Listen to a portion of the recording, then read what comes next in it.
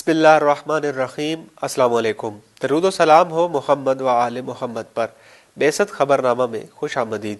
30 دسمبر 2020 کی ملکی اور عالمی خبروں کے ساتھ میں ہوں اسد عباس۔ سب سے پہلے نظر ڈالیں گے آج کی اہم خبروں پر۔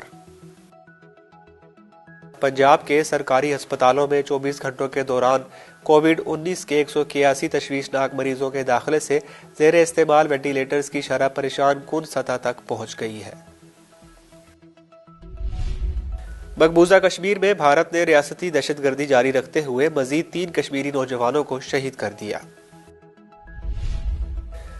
وفاقی کابینہ نے نیب، امریکی تحقیقاتی ادارے FBI اور برٹش نیشنل کرائم ایجنسی کے درمیان مفاہمتی یادداشت کی منظوری دے دی ہے۔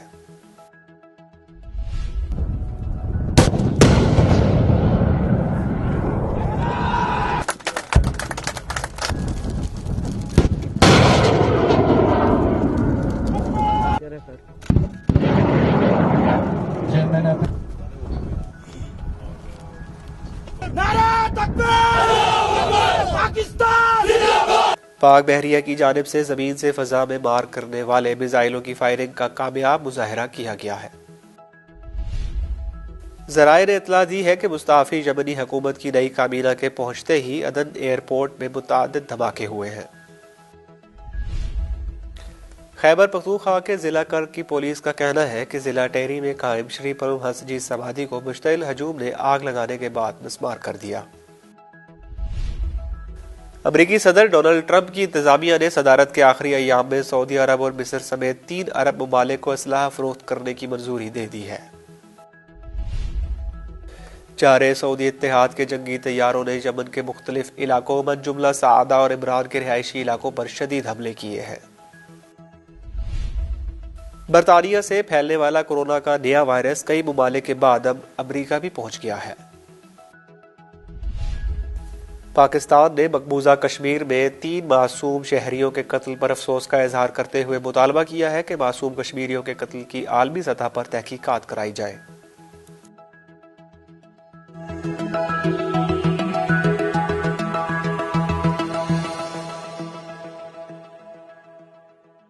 اور اب خبریں تفصیل کے ساتھ۔ پنجاب کے سرکاری ہسپتالوں میں 24 گھنٹوں کے دوران کووڈ-19 کے 181 تشویشناک مریضوں کے داخلے سے زیر استعمال وینٹیلیٹرز کی شرح پریشان کن سطح تک پہنچ گئی ہے۔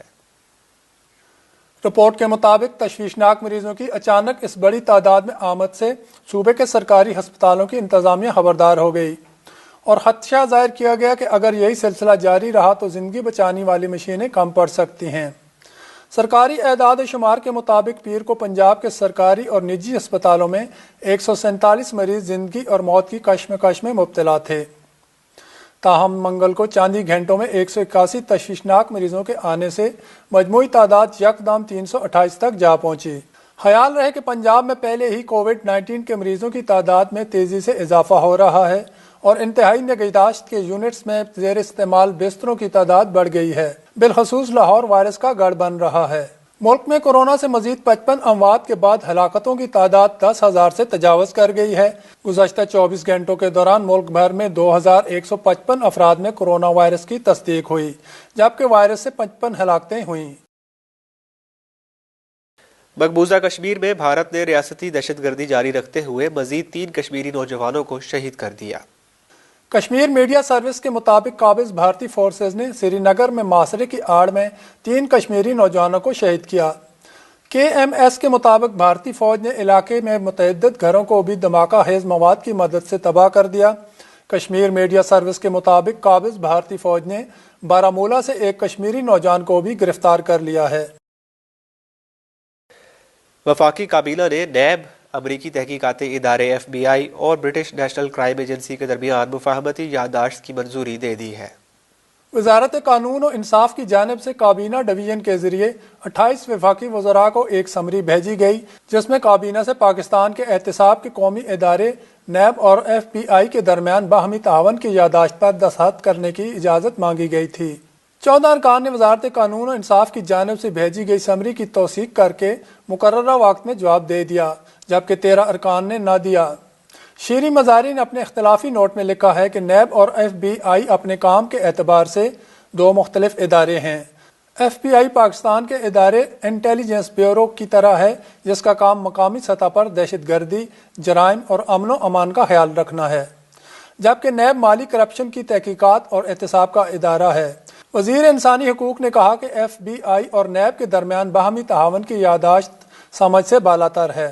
FBI کو ملک میں اتنی زیادہ سیاسی اور انٹیلیجنس رسائی سے نیا پنڈورا باکس کھل جائے گا۔ اس معاملے پر کابینہ میں بحث کرائی جانی چاہیے۔ شیریں مزاری کی تجویز پر اس معاملے کو کابینہ میں زیر بحث لانے کی سمری وزیر اعظم کو بھیجی گئی، جس کے بعد کابینہ میں اس معاملے پر تفصیلی بحث ہوئی۔ کابینہ حکام کے مطابق وفاقی کابینہ نے شیریں مزاری کے اعتراض کو مسترد کرتے ہوئے وزارت قانون و انصاف کی تجویز کی منظوری دے دی، جس کے بعد نیب اور FBI کے درمیان باہمی تعاون کی باہمی یادداشت پر دستخط کرنے کی اجازت دے دی گئی ہے۔ وفاقی وزیر انسانی حقوق نے تحریری اعتراض کابینہ کو بھجوا دیا تھا، تاہم وہ کابینہ کے اجلاس میں شریک نہیں ہوئیں۔ اردو نیوز کے رابطہ کرنے پر انہوں نے بتایا کہ وہ اپنے آبائی گاؤں میں موجود ہیں۔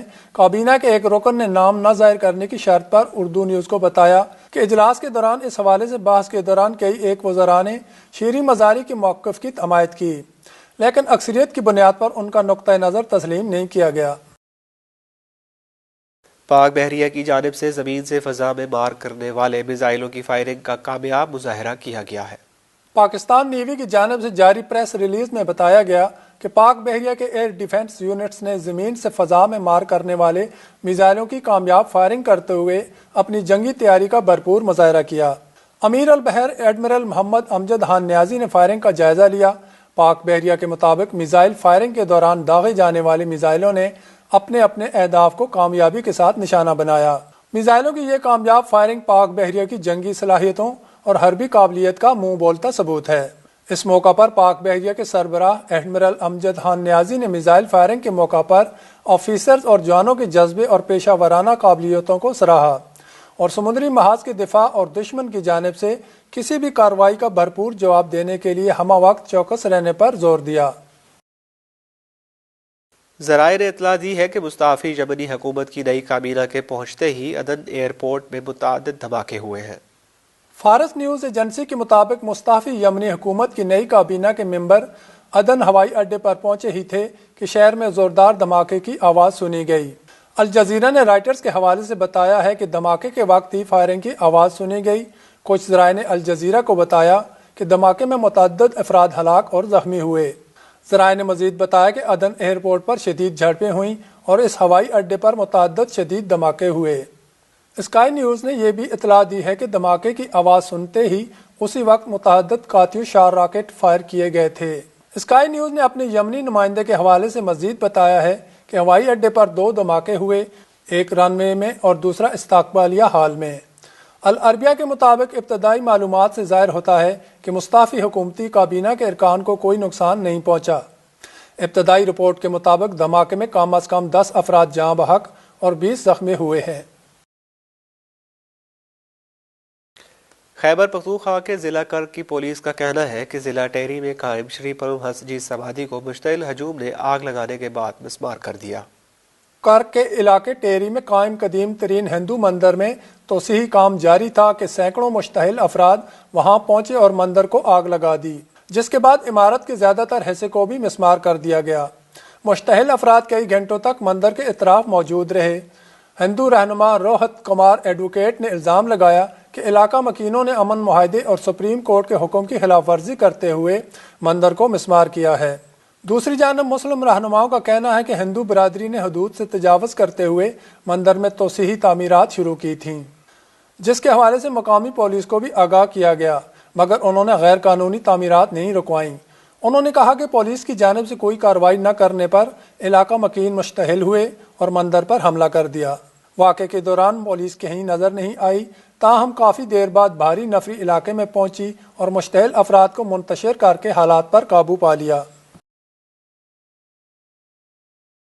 امریکی صدر ڈونلڈ ٹرمپ کی انتظامیہ نے صدارت کے آخری ایام میں سعودی عرب اور مصر سمیت 3 عرب ممالک کو اسلحہ فروخت کرنے کی منظوری دے دی ہے۔ منگل کو جاری کردہ کانگریس کو ایک نوٹس کے مطابق امریکی محکمہ خارجہ نے ریاض حکومت کو 3000 بوئنگ ساختہ GBU 39 ڈایا میٹر اور سینکڑوں دیگر اسلحے فروخت کی اجازت دی ہے، جس کی مالیت $290 ملین بتائی گئی ہے۔ یہ لائسنس اس لائسنس سے علیحدہ ہے جس کے اعلان کا وعدہ ٹرمپ انتظامیہ نے دیا ہوا ہے، جس کے تحت ریتھون ٹیکنالوجیز کارپوریشن کو سعودی عرب کو ہوا سے زمین پر مار کرنے والے سمارٹ بموں میں سے 47.8 ملین کی تخمینہ قیمت پر براہ راست فروخت کرنے کی اجازت ہوگی۔ چارے سعودی اتحاد کے جنگی طیاروں نے یمن کے مختلف علاقوں من جملہ سعادہ اور عمران کے رہائشی علاقوں پر شدید حملے کیے ہیں۔ رپورٹ کے مطابق جارے سعودی اتحاد کے جنگی طیاروں نے صوبہ صعدہ کے الفرا علاقے پر 3 مرتبہ جبکہ آل ابو جبارہ وادی پر 2 مرتبہ حملے کیے۔ دوسری جانب سعودی عرب کی سرحدی فورسز نے صوبہ صعدہ کے سرحدی علاقے منبع میں فائرنگ کر کے ایک یمنی باشندے کو شہید کر دیا۔